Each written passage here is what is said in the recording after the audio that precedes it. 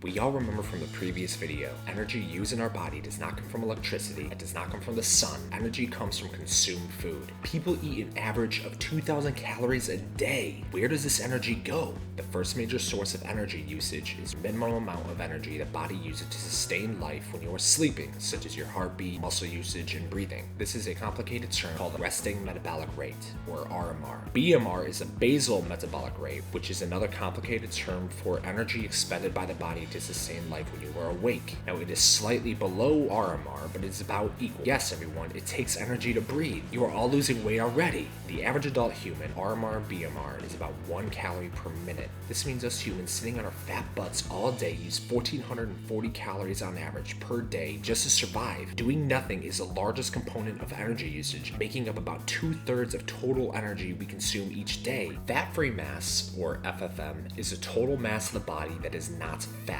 So the more muscle you have, the higher your fat-free mass is, and the more energy it takes to use your muscles for breathing, heart beating, whatever, and therefore the higher the RMR. RMR is plus or minus 25% between individuals. Fat-free mass contributes to about 60 to 80% of this variation. Being ripped rather than being fat makes you burn more calories when you do nothing. Thanks to the preferential treatment body. Another factor of RMR variability is more active people tend to have a higher RMR than inactive people. Higher RMR and more active individuals persist long after the activity finishes. So getting off your fat butt and working out actually makes you burn more calories when you do nothing later. Oh my goodness, a double benefit.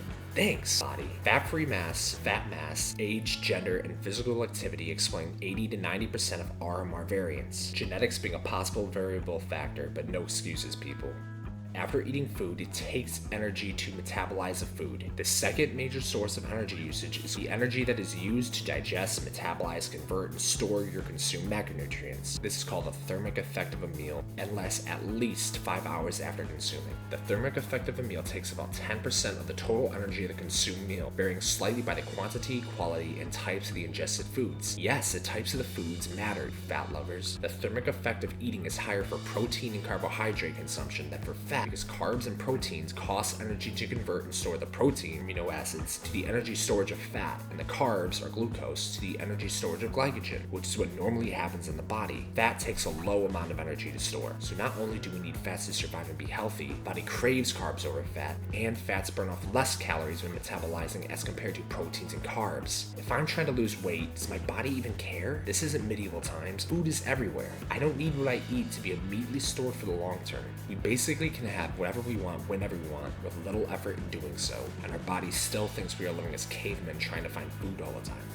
The third cause of body expelling energy occurs during exercise. No, not extra fries. It involves a metabolic rate increase due to the use of skeletal muscles for physical movement. Physical activity is the most varying of daily energy usage due to intensity, duration, and muscles used. For those of you who went to the gym with perfect hair, makeup, and outfit, I'm sure you're there to work out, but you're not going to use as much energy looking your best. Factors of energy expenditure include intensity.